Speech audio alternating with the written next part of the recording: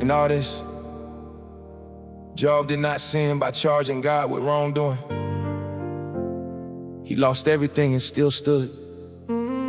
Everything came for you and you're still here. That's not luck. There's something worth stopping to hear.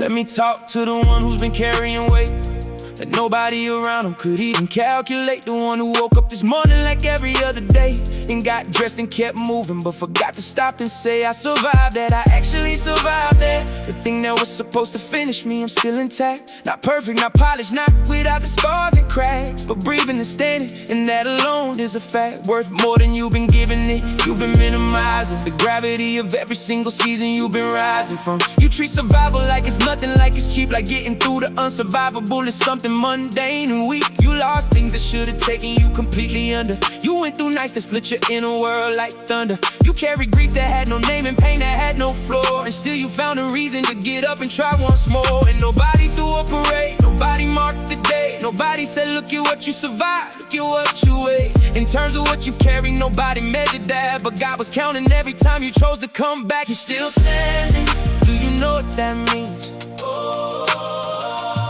You're still standing after everything in between. The nights that tried to end you and the days that tried to break you. You're still standing, that's not nothing, that's not fate.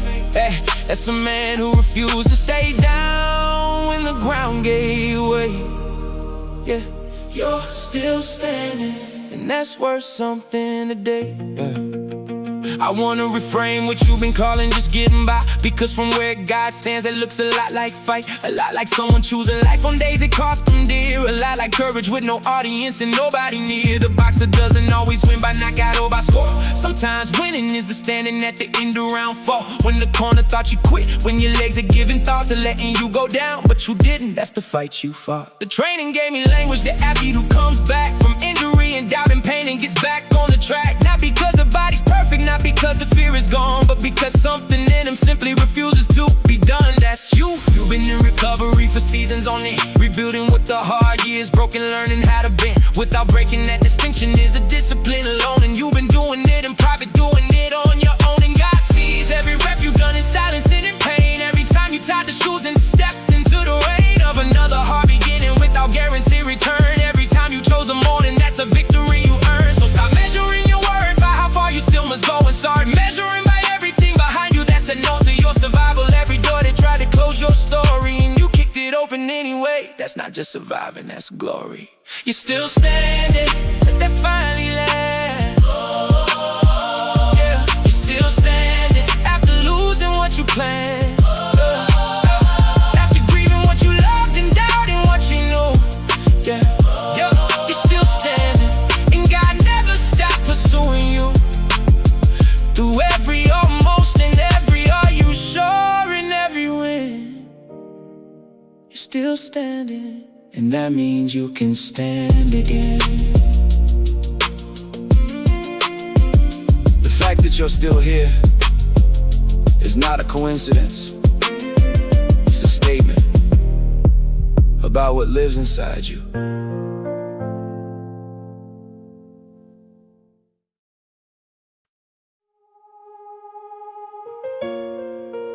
Galatians 6:9. Let us not grow weary in doing good, for at the proper time we will reap a harvest if we do not give up. The harvest doesn't cancel when the farmer's arms give out. Tide is a season, not a verdict, not a route. I need to talk about the tide that goes bone deep, the kind that doesn't leave you even after you sleep. Not the tide from a workout or a long productive day, but the tide that accumulates and doesn't go away. The tide of trying and not seeing any shift. The tide of believing when the circumstances drift further from the promise and the prayer you've been repeating. The tide of the process when the process keeps on beating. Every time I think I found a rhythm, something breaks it. Every time I build momentum, something comes and shakes it. And I'm not asking for it to be easy, I know better, but Lord, I need to know if this exhaustion is forever. I've been running on reserves for longer than I'll say. I've been giving what I don't have just to make it through the day, and the people around me only see putting out the cause. Don't see how many times I felt completely at a loss. And the voice inside my head, it started blending, tired with done. Started whispering that maybe this is over, not just one hard season leading to the next, but the actual ending of a story that was always heading somewhere else but trending. But tired doesn't mean finish.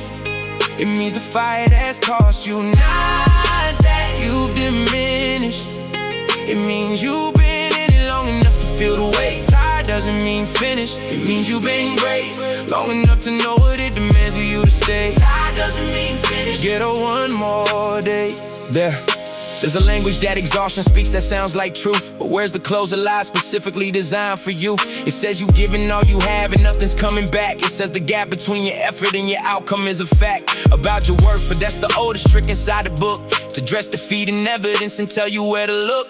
At all the reasons to surrender right before the turn, right before the season shifts, right before you learn what the training teaches. The last rep of the set is always the one the muscle will remember and not forget. The one that breaks the fiber that rebuilds in more. The final push before the rest is what the growth is for. You're on the last rep, I don't know how I know, but something about the weight you're under and the way you go into each day without the guarantee of return tells me you're closer to the harvest than the planting of the fern. Elijah ran from Jezebel and fell beneath the tree. Said, Lord, I've had enough, and God said, eat and sleep. He didn't give a sermon on the prophets failing will. He gave them bread and water, rest, then send them up the hill. That's the God who meets the tide, not with a lecture or a push, but with the thing the body needs before he calls you from the bush. So receive the rest of rest is what the season is requiring, but know the tide is not the end and it's the fight still inspiring. Lord, meet me in the tire like you met your servant then.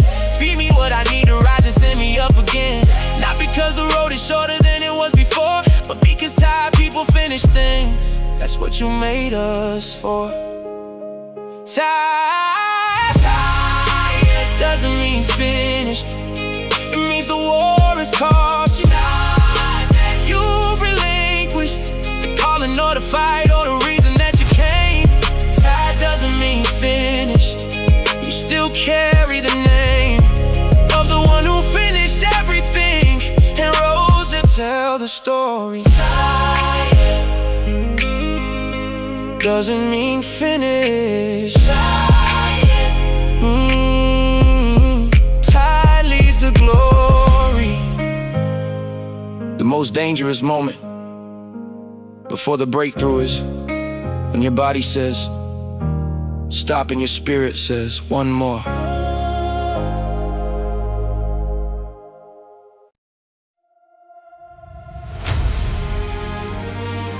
Deuteronomy 31:8.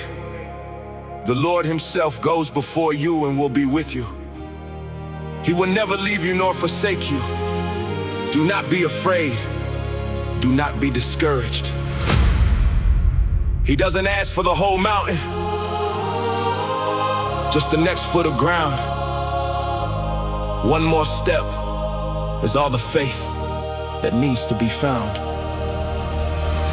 I made the mistake of looking at the whole road at once. The distance between where I am and where I'm supposed to become felt so vast, so permanent, so impossible to cross, that I stood there at the starting line and called it a loss. Before I even moved, that's where the enemy lives. Not in the middle of the journey, but in the map that he gives you. Before the first step, counting miles you haven't walked, turning you to stone with all the future that he's talked into your imagination at the worst possible time, when you're already depleted and you're already behind on sleep, on peace, on certainty, on reasons to believe that anything you do today will actually achieve something worth the effort and the cost it takes to try. And I've been there so many mornings looking at the sky, asking God for signs and maps and guarantees in full before I take the first step. That's how fear keeps you still. I don't need to see the summit, I just need a day. Don't need to understand the whole, just need to find a way to move my feet one increment past where they are right now. Not forever, just today, not everything, just now. One more step today. That's all I have to give. One more step today. That's all I need to live. Not the whole road, not the answer, not the end in sight.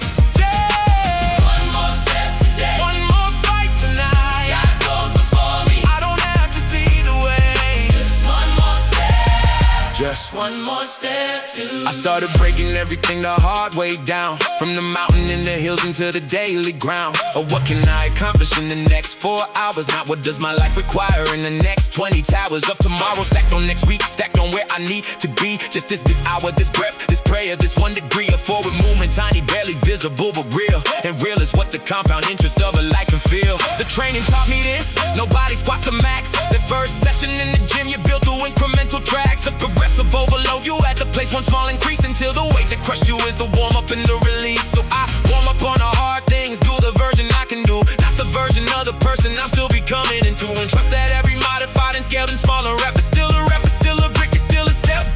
Because the God who goes before me doesn't need me at full speed, he needs me moving, limping, calling, planting every seed of faithfulness I have available in this specific day, and letting him build everything I cannot build my way. So I woke up and I pray for just today, not next year, just the grace for this 24, just enough to stay clear of the paralysis of futures that don't mind to carry it. Just today, Lord, help me finish just today, and I forget that tomorrow has its own grace, and I don't need it now. That the step in front of me is all I need to know and how to take it and then take the next, and then the one behind. One step is how 1,000-mile obedience is designed. One more step today. And then one more after that. One more step today. No looking back. No looking back.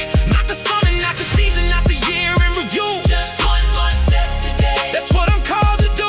God already holds tomorrow, I don't have to find a way. Just one more step. One faithful step today. You don't have to finish everything today. You just have to move, and moving is enough.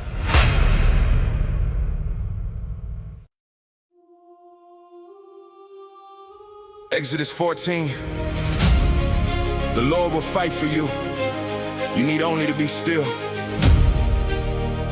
I kept fighting like the outcome depended only on my hands,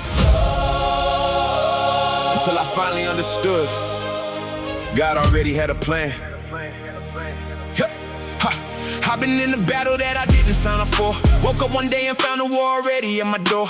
Didn't get a warning, didn't get a chance to train. Just thrown into the fire and expected to remain. I fought with everything I had, my logic and my will, my discipline, my strategy, my grinding and my skill. And every time I thought I gained some ground, it shifted back, and I was standing in the same place under the same attack. I'm tired of the cycle, tired of the same terrain, tired of the same opponent hitting the same refrain of you're not strong enough, you're not equipped for this.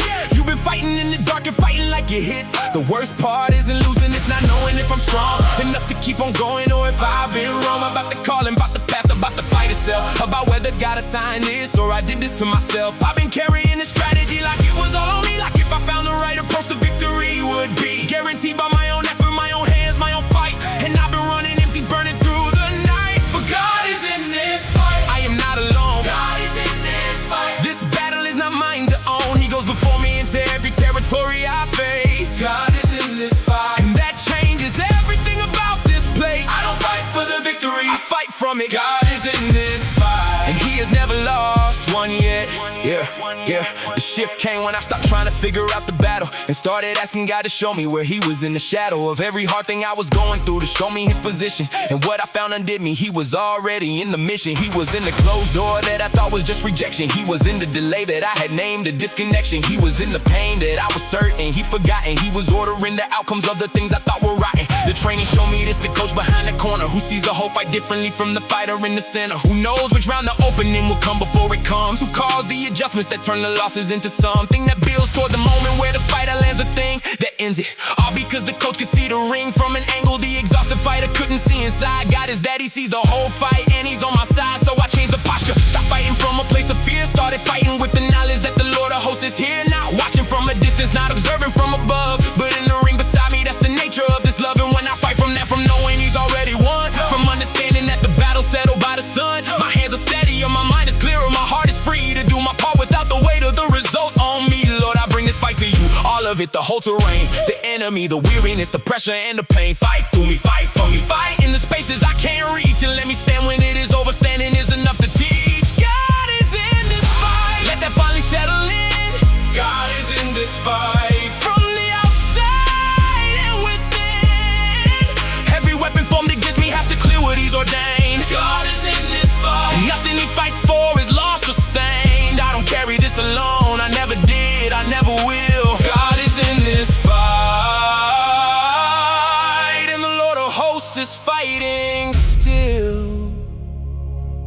fight was never yours to win alone. It was always his to win through you.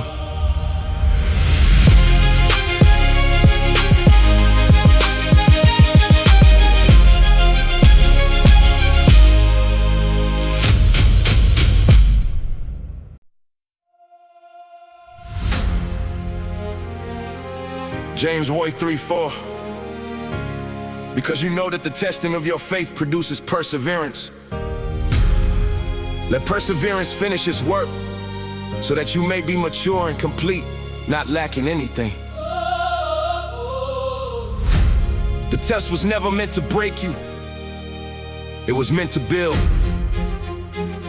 What comfort and convenience never could and never will. I used to pray for God to take the pressure off my life, remove the resistance, clear the road, reduce the strife. I thought the easy path was evidence of favor and of grace. The blessing meant the absence of the heart in every place. Every time the weight increased, I took it as a sign that something had gone wrong with me or wrong with the divine arrangement of my life. That God had missed a memo somewhere, that the pressure wasn't supposed to be this heavy or this there. I watched the crushed things I had built and loved and leaned upon, and stood inside the rubble asking, Lord, what did I do wrong? Why is this so hard? Why is the way so unrelenting? Why does every season bring a new and different feeling of the life I'm trying to build and hold and keep together? And God stay quiet through the asking like he tends to do. When the answer isn't words, when the answer is the pressure, doing something in the deep that words would only interrupt. Pressure builds strength. It was never just destruction. Pressure builds strength. Pain has a purpose and a function. Every weight that tried to crush me was constructing something more than I could have been without it. That's what pressure is for. I don't pray for easy anymore. I pray for built. And I'm the proof for what it built. Let me break this down with language from the iron in the bar. The weight doesn't apologize for what and how hard it are. It doesn't soften for your feelings or your schedule or your mood. It just sits there being heavy, offering resistance as the food for growth. Because the muscle only builds where it is stressed. The fiber has to tear before it's rebuilt stronger than the rest of what it was. The breakdown is the necessary first. Before the reconstruction, you have to go through worse. To get the better, that's not cruelty, that's design. The body understands this even when the mind resigns. It's tough to call it pressure punishment instead of process. To call it pain a problem when it's actually progress. And God has been the architect of pressure in my life. Not a sadist watching suffering, the Father building right. The kind of character that comfort never manufactures. The kind of faith that only comes from walking through the fractures. I look at who I was before the heaviest of seasons, and who I am inside of many emerging. There's a reason, a version of me forged in fire holds more than the one who only knew the blessings and had never known the sun. Go dog, had never been inside the place where only trust remains when everything I lean on crumble back to dust. That version, post-pressure, post-process, post the breaking, is more useful, more available, more willing to make it. Lord, let me stop presenting what you're using to refine me. Let me trust the way it's working even when it blinds me to the outcome. Let me hold the bar and not put it down, because the pressure I survive today becomes tomorrow's crown. Pressure builds strength. What tried to bury me was building. Pressure builds strength. The crushing was the ceiling, being raised into a new capacity I didn't have before. Pressure builds strength. And I don't fear the pressure anymore. I'm not the same man who went under at the start. Pressure builds strength. And the strongest part is my heart. Everything that pressed against you was pressing something out of you that needed to emerge.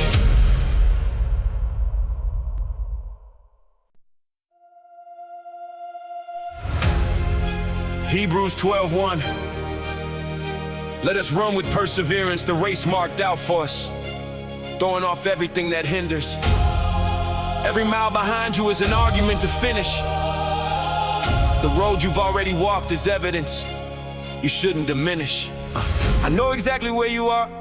I've stood in that same place, where the finish line is hidden and you can't remember the face of the reason that you started, and the why behind the cost, where everything you've sacrificed begins to feel like lost. You're doing the math on quitting, I know how that math goes. Counting up the energy, the time, the highs and lows. And somewhere in the calculation it starts making sense to stop, because the stopping would at least relieve the tense. Unbearable uncertainty of not knowing if it's worth it, not knowing if the sacrifices serve a greater purpose, not knowing if the years you put in mean a single thing, or if you've been a fool for holding on to everything. I've been there, I've sat inside that specific choir where the faith you started with has turned into a riot of questions without answers and a God who seems to wait while you're standing at the border between forward and too late. The worst thought isn't leaving, it's the thought that comes before. Then maybe all the hard you've done just opens the wrong door. Then maybe you've been faithful to a dream that isn't real, and the cost you've been absorbing isn't part of any deal. But you didn't come this far to quit. Every scar you carry is an argument to not give it up. The nights, the years, the prayers, the tears, the grind you've lived. You didn't come this far to quit. Look at what you've given. Look at where you started. And the ground beneath your feet. You didn't come this far to quit. You're closer than you think. Let me take you back to where it started for a moment. Back to who you were before you knew the weight and owned it. Back to the version of you that was just beginning to believe that God had something in you worth the fighting to achieve. That person made a choice and then another and another. Got up when the flow felt permanent, kept going through the weather of impossible seasons. And I know that came from everywhere and still chose yes to the call and still chose to stay there. The training gives the language, the athlete at mile 20 of a marathon when the body is already spent is plenty. And the mind presents the exit and the muscles are on fire. And the only thing remaining is the inexplicable desire to finish what they started, not for medals, not for time, but because somewhere in the training they drew a mental line and said, I am the kind of person who completes what I begin. If that identity is worth more than the relief of giving in, you drew that line and I know you did. It's what got you here. Through the seasons that should have stopped you, through the doubt and through the fear, through the losses and the setbacks and the prayers that felt unanswered, through the nights you weren't sure morning was the thing you were after. And God, He's been the pace of running just beside your stride. Not always visible, but always there, consistently inside. Every open door, every mercy, every morning you got up.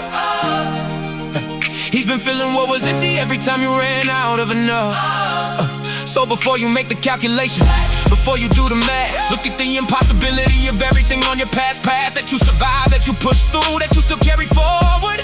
And tell me quitting makes sense now. Tell me stopping is the reward. Come this far to quit. Every single thing you paid is proof you're built for it. The road behind you is too costly to abandon at the turn. Didn't come this far to quit. There's still a lesson left to learn, still a harvest left to reap from everything you sown. You didn't come this far to quit, and you don't have to go alone. Everything you've already survived is evidence that what's ahead of you is survivable too.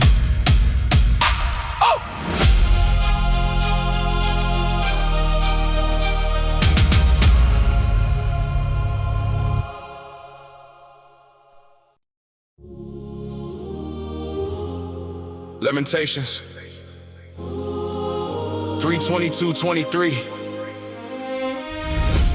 His mercies are new every morning. Great is His faithfulness. Every morning is a mercy you didn't manufacture or earn. The breath in your chest right now is God saying, it's your turn.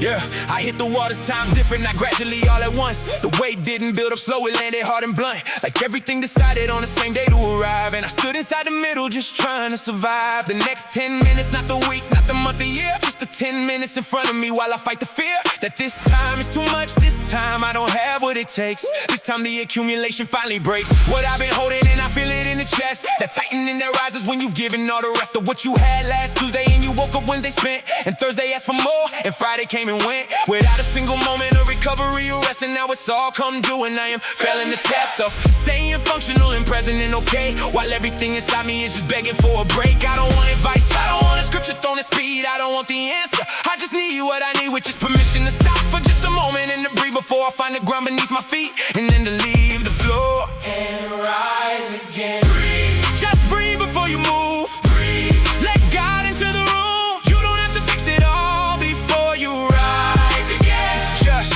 breathe and then rise and then breathe and then do it one more time and then one more time after that. Breathe and rise again and again. and keep calm.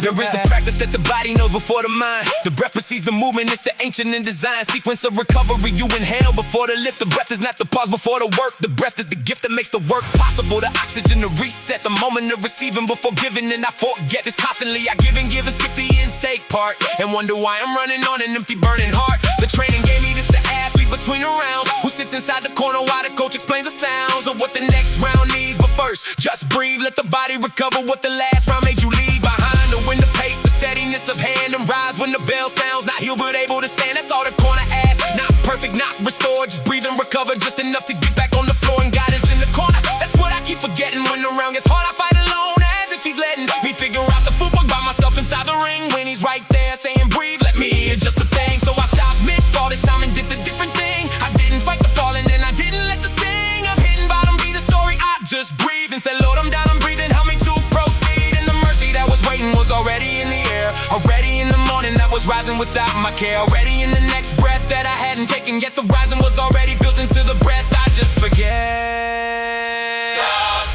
This is not the end of you. The morning's mercy still are new. You don't have to rise at full speed. Rise at the speed of grace. Breathe and rise again. And find your footing in this place. Not because you have it all together or you're strong. Breathe and rise again.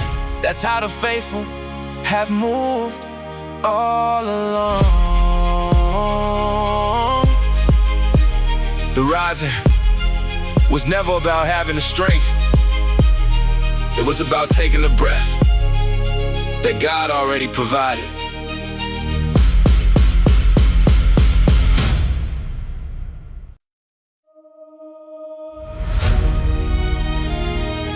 Second Corinthians 5:7.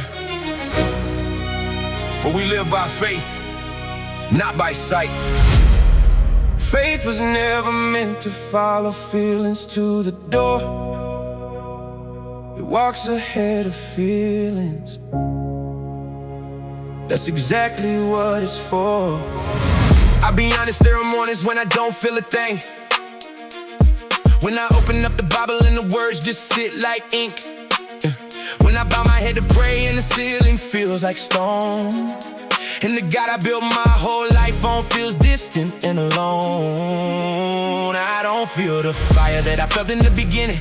Don't feel the certainty, the passion, or the winning energy that carried me through seasons in the past. And I'm scared that what I'm feeling means the faith didn't last. Because we built a culture around feeling God's presence, around the goosebumps and the tears and the emotional lessons. And when the feeling goes away, the question becomes real. Is the God still there if I no longer feel? I've sat in worship services completely dry inside, singing words I mostly believe but mostly couldn't find. The feeling to support them, just a choice to sing along, and wondering if faithless singing is the same as being wrong. I skip the present mornings not because I stopped believing, but because the feeling wasn't there. And faith without the feeling felt like going through the motions, felt like empty performance. And I couldn't find the difference between devotion and conformance. Faith over feelings, not instead of him. Faith over feelings, when the feelings hit the dim, I choose the truth, I make it to above the morning mood. Faith over feelings, that's the spiritual food that keeps me moving.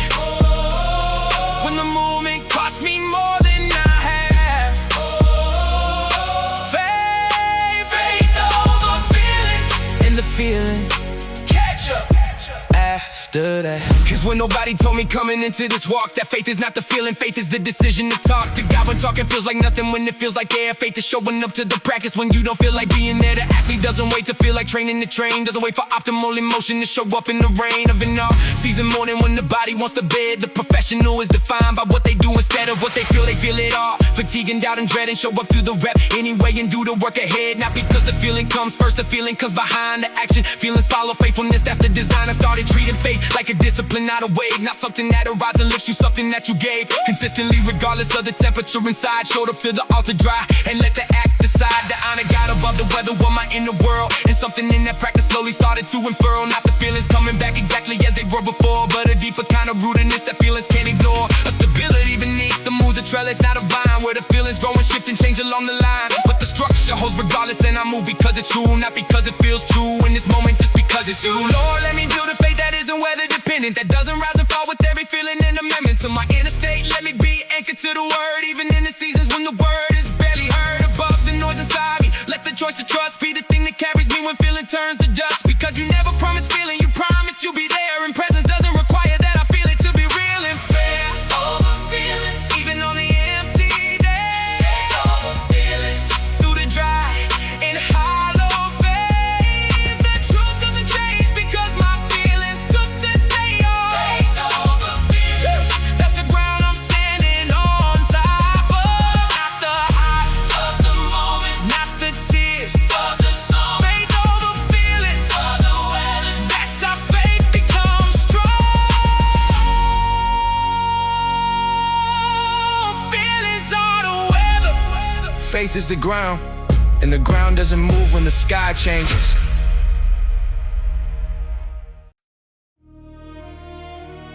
Isaiah 54:17.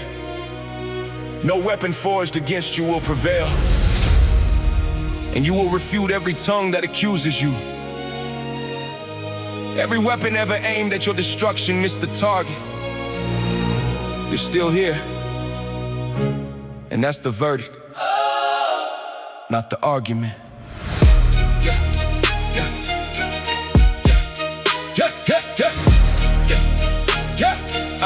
yeah, yeah. Let me name some things that tried to take you out for good. The loss that was supposed to end, you didn't do what it said it would. The betrayal from the person who knew exactly where to aim. The diagnosis, the rejection, the collapse is something you would claim. The season where the ground is all beneath your careful feet. The year that tried to own you, try to make the defeat permanent and final. Try to write the end and early while you were still missing a still mid-story badly. I remember what that felt like, the specific weight of almost the version of yourself that was convinced you were the closest thing to finish. The math was clear, the evidence was in, and everything was calculated for the break in the beginning. It came. I won't pretend the weapons didn't land. They left their marks, they cost you things, they changed the plan. They rearranged the blueprint and they took what they could take, and then they stopped because there was a limit to the break. There's always been a limit, even when you couldn't see it. A line that got established that the enemy can't exceed a boundary on the breaking job. Discovered this for real. There's always been a ceiling on the damage in the deal. What tried to break you failed. Every plot against your story, it was derailed. The weapon came, the pressure came, the night came long and hard. But you're still standing in the morning. You're still here, still scarred, still whole. And that's the miracle inside the obvious truth. What tried to break you failed. Yeah, and the proof of that is you.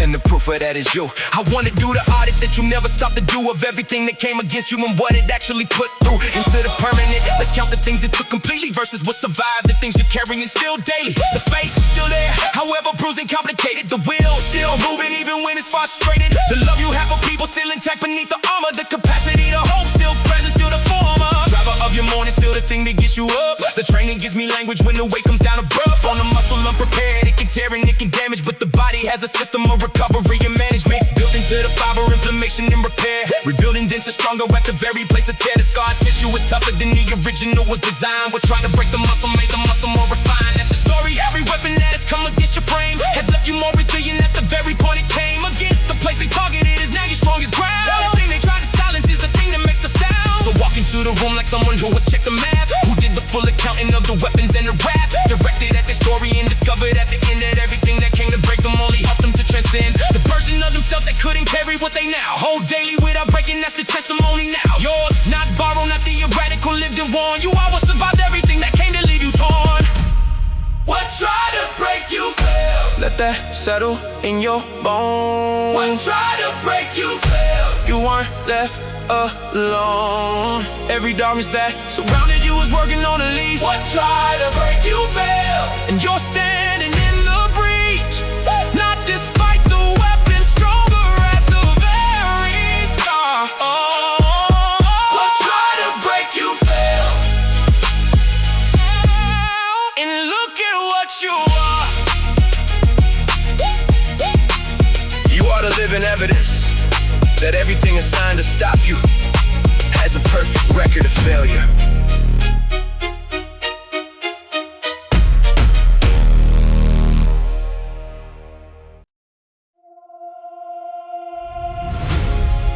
You can't always see the change that's happening underneath, but something is being built in you with every breath you breathe. I know it doesn't feel like progress from inside the process. It feels like the same walls, same battles, same losses. It feels like you've been here before and you have, and that's okay. The difference is the person who showed up here today. Yeah, it's not the same as the one who first arrived at this terrain. You change inside the same as you've been growing in the pain. But growth is rarely visible to the one who's in the middle. And the mirror shows the struggle doesn't solve the riddle of whether any of this is working, whether anything is shifted, whether all the weight you're carrying is leaving you a gifted to your future self. The one who looks back from a place where the work you did today will finally show its face. I've been in seasons where I search myself for evidence of danger, found the wound still fresh, the gap still immense between who I was praying to become and who I saw. And call the slowness failure, call the process a flaw. But the process doesn't operate on the timeline of our longing. It operates on wisdom, and the wisdom keeps belonging to the one who sees the whole of what is being formed in you. While you see only the day and call the day's view the true view. You're becoming stronger. Even now, even here, You're becoming stronger. even through the fear.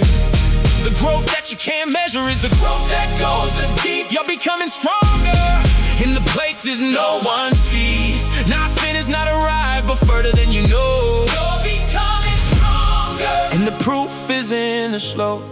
Let me show you what I mean with something from the iron. The body builds its strength in ways the eye isn't relying on to confirm the density increases in the bone. The nervous system learns new patterns on its own. Between the sessions, sleeping, resting, going about your day. The adaptation happens in the in-between away from the gym. The growth is not the session, not the sweat. The growth is what the body does with what it hasn't finished yet. Processing it, you are that, you are still processing everything the hard years deposited and left us ring around the tree of who you are. Each year a layer added, each precious season building what the comfort never had did. And God is not surprised by where you are today. He's not looking at your progress with concern or with dismay. He's watching something he has designed with full intentionality become what he already sees in its totality. So when you feel the sadness, when the mirror looks unchanged, when the press feel like the landing in the field unarranged and growing nothing visible, remember underground is where the strongest roots go down before they make a sound above the surface. Trees that last grow slow and deep. Their strength is in the patience of the roots that didn't sleep through the winters but push further, further, further down until the storm that breaks the shallow is the one that builds the crown. Lord, help me trust the unseen work you're doing in the hidden, in the places where my measurement and vision are forbidden from confirming what you're building. Let me rest in knowing that you never started something that you didn't plan on growing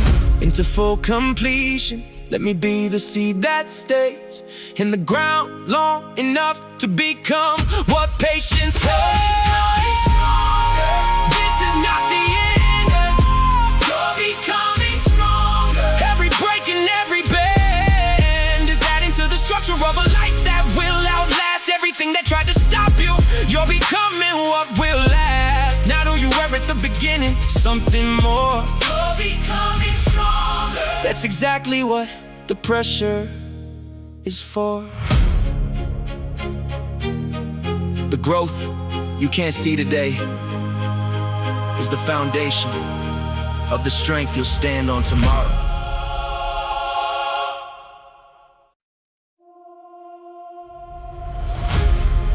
Hebrews 12:1.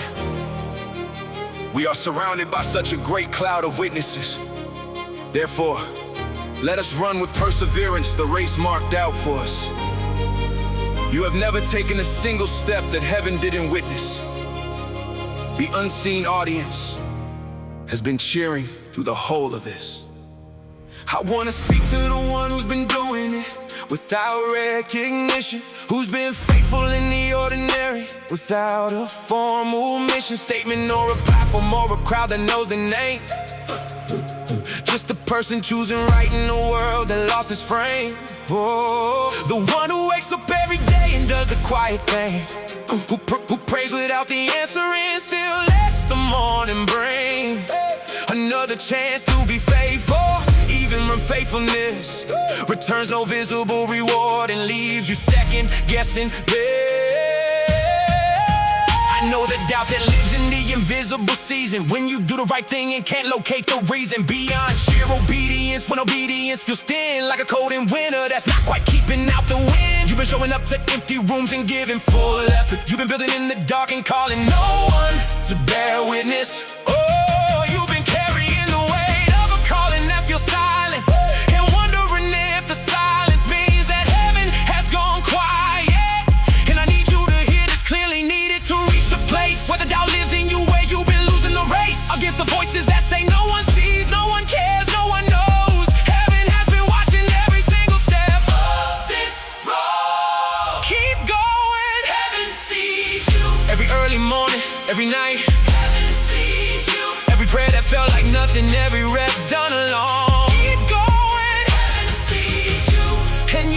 closer to home than you've ever been before. Don't stop now, don't turn back, keep going.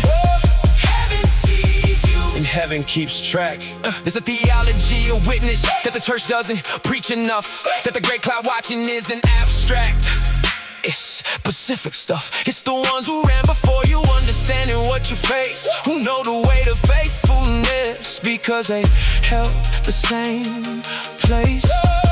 They know the Tuesday that you almost didn't get up from, now the prayer you prayed through tears that felt completely numb. They know the obedience that cost you more than you'd admit, because they paid it too, and now they witness all of it. The training gives the language, the athlete in the stadium, not the empty practice field, but the full auditorium of everyone who ever ran a race before them, watching close. That's the image. You are not performing for the ghost of empty stands. The stands are full of those who know the cause, who overcame the same, and now they witness what you've crossed and what you're crossing, and they know how close you are to the finish. From their vantage, they can see the very scar you're training through, when they are leaning forward in their seats, not with judgment, with the knowing that your victory completes something in the larger story. Your persistence has a place in the record of the faithful that is kept by sovereign grace. So run knowing you are seen, run knowing it is counted. Every sacrifice, every surrender, every mountain mounted in obscurity. The obscurity was never the reality. Heaven had full visibility. Heaven always sees. Lord, let me finish what you started. Let me cross the line, not for recognition, but because I know that it is mine to complete the race you set, the calling you designed. Keep going, heaven sees, and I will keep that in my mind. Keep going, heaven sees you every single day. Heaven sees you in the ordinary ways. The faithfulness that no one claps for is applauded from above. Keep going, heaven sees you, and sees you through love, not through judgment, not through scorecard, through the eyes of grace. Keep going, heaven sees you, and is holding every place.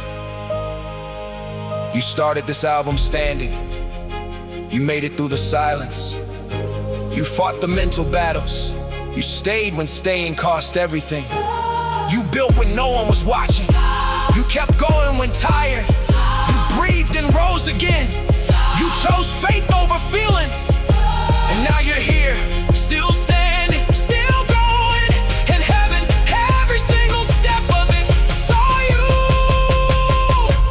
Keep going. The most faithful thing you will ever do is keep going on the days when no one sees it but God, because